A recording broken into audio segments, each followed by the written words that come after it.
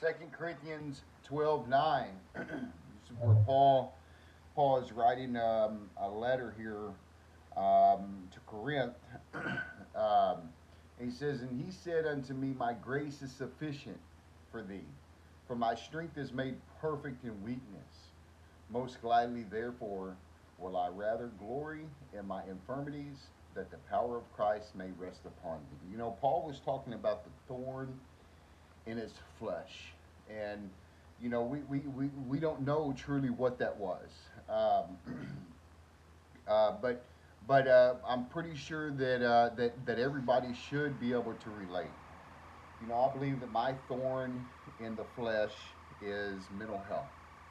And I have to know that God's strength can be made perfect in my weakness.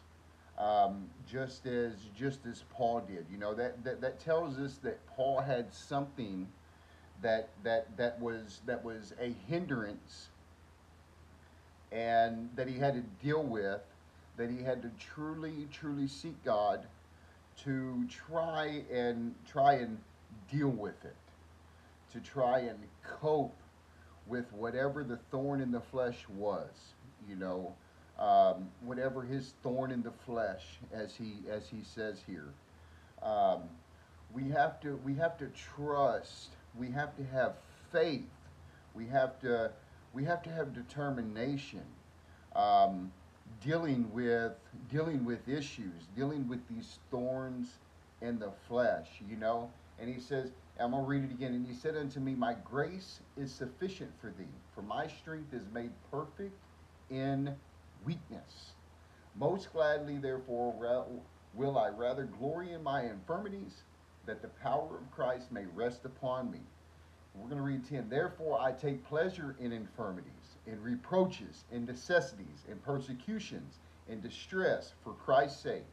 For when I am weak, then I am made strong. You know, God uses our weakness as our strength.